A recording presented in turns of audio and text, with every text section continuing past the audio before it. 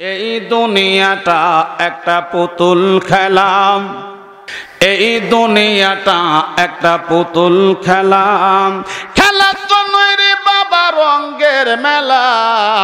এই দুনিয়াটা একটা পুতুল খেলা। কেউ বলবে আল্লাহ আল্লাহ, কেউ বলবে হাই রে হাই, কেউ কাটবে মাটি, কেউ কাটবে কাঁচা বাঁশের পালকি, আদর করিয়া তুলবে নতুন দুলাই। এই দুনিয়াটা একটা পুতুল খেলা। জোরে জোরে কণ্ঠে কেনা এ বন্ধু একটু গভীর মনোযোগ লাগান।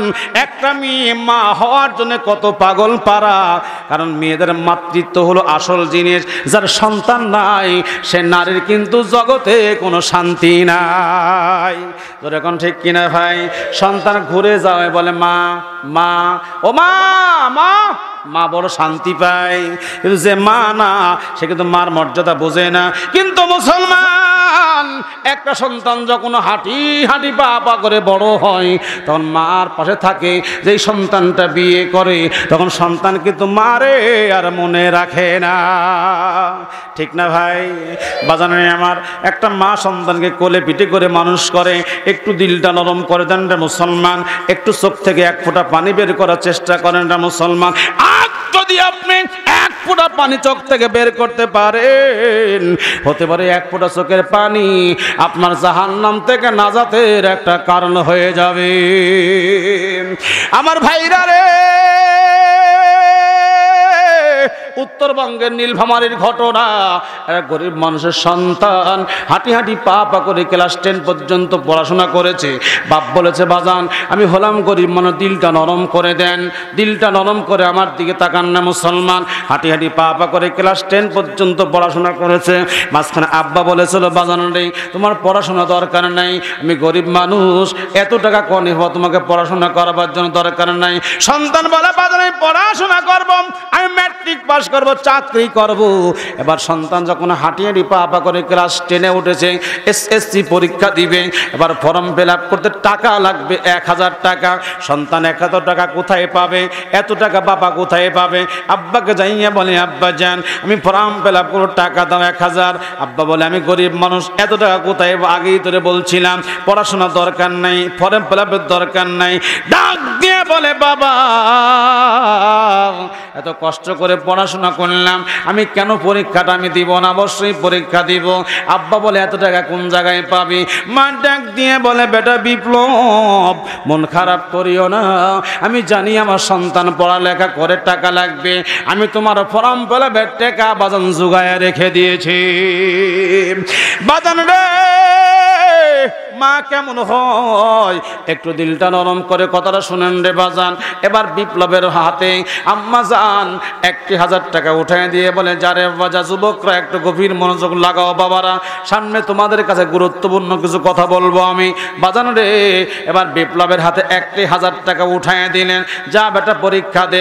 মা দোয়া নিয়ে যখন পরীক্ষা দিল, বিপ্লব বলে মা রে এত টাকা তুমি কোথায় পেয়েছো? মা জীবনে একটা বড় মাছ কিনো নাই, এক লোকমা বড় খাবার খাও নাই, একটা ভালো শাড়ি পরো নাই, একটা ছায়া বেলা তুমি পরো নাই।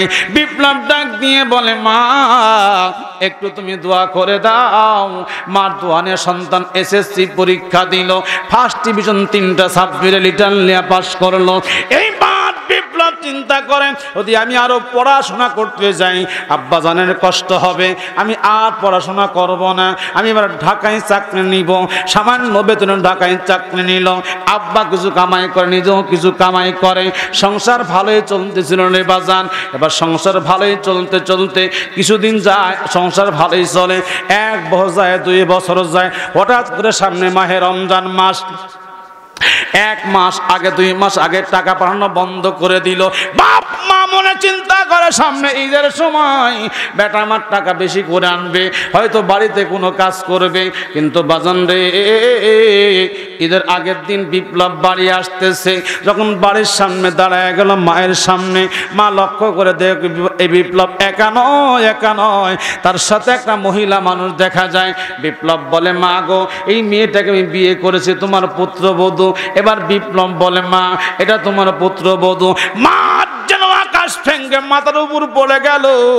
এত কষ্ট করে সন্তানকে বড় করলাম, 1,000 টাকা আমি আমার জীবনের উপার্জন থেকে তাকে দিলাম পরীক্ষা দেওয়ার জন্য। আজকে বেটা বিয়ে করলো, আমি মাকে একটা কথাও জিজ্ঞাসা করার প্রয়োজন মনে করে নাই। মা সমস্ত কষ্ট বুকে লইয়া সন্তানকে কিছুই করতে বলতে পারলো না। বাজান রে, বাপ মা কিন্তু সন্তানের কষ্টটা বুকে চেপে রাখে, কোনো কথা বলতে পারে না, কষ্ট পাবে সন্তান মনে করে। এই বিপ্লব মেয়েটাকে বলে আমার মা তার পায়ে সালাম করো। মেয়েটা বলে আমি ঢাকার মানুষ, সালাম আমি করতে পারবো না, আমি সালাম করব না। বিপ্লবের মা বলে মা রে ঠিক আছে আমি দোয়া করলাম তুমি বড় হও। পরের দিন সকাল, ঈদের দিন ঈদ হয়ে গেল। ঈদের পরের দিন সকালবেলা বিপ্লবের বিবি ডাক দিয়ে বলে বিপ্লব আমি গ্রামে আর থাকবো না, আমি তোমাকে দেখে বিয়ে করেছি, আমার সঙ্গে তুমি ঢাকায় যাবা কিনা বলো। ও তুমি ঢাকায় না যাও, আমি ঢাকায় চলে যাব। বিপ্লব ডাক দিয়ে বলে বন্ধুরে তুমি আমার স্ত্রী, আমি তোমাকে ছেড়ে বাঁচতে পারবো না। ও সোনার যুবকেরা একটু দিল দিয়া কথাটা শোনো রে বাজান। বিপ্লব তোমাদের মতো যুবক মানুষ, নওজোয়ান মানুষ। এবার বিপ্লব বাপ মা ছেড়ে চলে গেল গিন্নির সাথে ঢাকাতে। সারাদিন চলে গেল, মার মুখে কোনো খাবার যায় না। ও বাজান মার মুখে কোনো খাবার নাই। রাত্রিবেলা একসঙ্গে বাবা আর মা খাওয়া দাওয়া করে বিছনাতে গেছে। বিপ্লবের মা ডাক দিয়ে বলে বিপ্লবের বাবা আমি এই ব্যথা সহ্য করতে পারতেছি না, তুমি কালকে আবার ঢাকায় যাও, আমার সন্তানকে তুমি এনে দাও, আমার সন্তানকে আমি প্রাণ ভরে দেখব, একটু কাছে বসে আমার সন্তানকে আমি খাওয়াবো। ও বাজান আল্লাহ আমাকে এত খাওয়ার ব্যবস্থা করেছে, মা ফোন করে কোনোদিন জিজ্ঞাসা করে না কয় টাকা হাদিয়া পাও।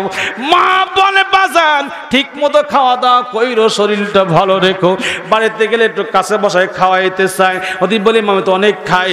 মা বলে বেটা রে তুমি দুনিয়ারও তো ভালো ভালো খাবার আল্লাহ তোমার ব্যবস্থা করেছে, কিন্তু আমি মা তো কোনোদিন দেখি না, আমার সঙ্গে বসে তুমি খাও, এটাই আমার দিলে শান্তি পাই। বাজান রে আমার বিপ্লবের মা বলে বিপ্লবের আব্বা যাও তুমি কালকেই ঢাকায় যাও, আমার বিপ্লবকে তুমি এনে দাও। এই বাদ পরের দিন সকালবেলা বিপ্লবের মার কথায় বিপ্লবের আব্বাই ঢাকায় চলে গেল। এইবার ঠিকানা মোতাবেক যখন চলে গেছে, বিপ্লবের আব্বা দোকান থেকে মিষ্টি কিনে বের হচ্ছে। ঘটনার চক্রে খোদার কুদরত বোঝা যায় না। বিপ্লব দোকানে ঢুকতেছে, আব্বাজান তুমি ঢাকায় কেন, কই যাবা? বিপ্লবের আব্বা বলে আমি তোমার শ্বশুর বাড়ি যাব, তোমাকে নেওয়ার জন্য আসছি। বিপ্লব ডাক দিয়ে বলে বাজান রে আমার শ্বশুর বাড়িতে যাবার মতো তোমার কোনো পরিবেশ নাই, যাও বাজান তুমি দেশে চলে যাও। বাজান রে বাবার বুকের কান্না কে দেখে, চাপা কান্না। বিপ্লবের আব্বার বাড়ি ফিরে আসলো। এইবার গভীর রাত্রে যখন দরজার মধ্যে খটখট শব্দ করে, বিপ্লবের মা বলে এত রাতে কে দরজায়? বিপ্লবের আব্বা বলে তুমি কেন, তুমি কি ঢাকাও যাও নাই? আমার সন্তান বিপ্লব কোথায়? আদি অন্তন ঘটনা যখন খুলে বলল, বাপ মা কেঁদে কেঁদে বলে শোনো ওই সন্তানকে আমরা চিরদিনের জন্য কবর দিতে পারবো না। আমাদের হৃদয়ের মধ্যে সন্তান বিপ্লব জাগ্রত হয়ে থাকবে। সন্তান আমাদের কষ্ট দিতে পারে, আমরা সন্তানকে কোনোদিন বদদোয়া করব না। দিন যায়, মাস যায়, বছর যায়, হঠাৎ একদিন বিপ্লবের মার মনে বড় কষ্ট, হাতে কাজ কাম ওঠে না। সন্তান যখন বিপদে পড়ে এই দুনিয়ার কেউ জানে না, কিন্তু মার মনে বাজানো গোপন থাকে না। বিপ্লবের কি জন্য বিপদ হয়ে গেছে, মার হাতে কাজ ওঠে না, একবার বাড়িতে একবার বাহিরে যায়, একবার ভিতরে একবার বাহিরে যায়। কার বিপদ হয়ে গেল? লক্ষ্য করে দেখে সন্ধ্যা কিছুক্ষণ আগে একটা ভ্যান আসতেছে তার বাড়ির দিকে।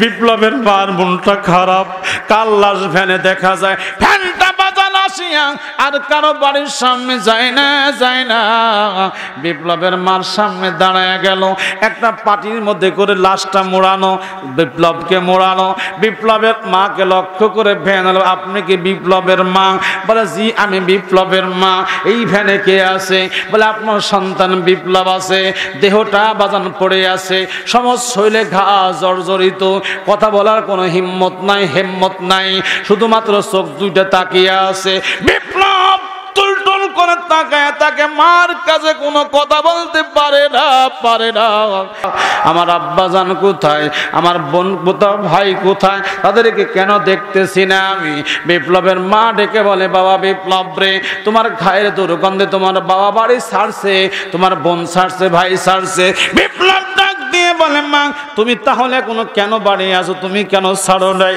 বিপ্লবের মা দুই চোখের পানি ছেড়ে দিয়ে কান্দের বলে বাবা বিপ্লব আমি তোকে পেটে ধরেছি দীর্ঘ 10টি মাস পেটে রাখছি যখন পেট ভর্তি ক্ষুধা লইয়া খাইতে বসছি এত জোরে লাথি মেরেছো সমস্ত খাওয়া আমার হারাম হইয়া যায় বাজান রে ওই বাপ মার মতো বড় নিয়ামত কিন্তু এই জগতে আর হয় না বাজান রে আমার বিপ্লব বলে মা রে তুমি কেন ছাড়ো নাই বিপ্লবের মা বলে বিপ্লব যখন আমি তোমাকে 10 মাস পেটে রাখার পরে এই তখন তুমি দুনিয়াতে আসবে কয়েক বালতি রক্ত ভেদ করে তুমি দুনিয়াতে আসলে আসার পরে যখন তুমি একবার ওয়া শব্দ করেছো আমি মা 10 মাসের সব ব্যথা আমি ভুলে গিয়েছি সোনার যুবকেরা রে পায়ে হাত থেকে বলে যাই রে বাজান বাপ মার মনে কষ্ট দিও না ও বাজান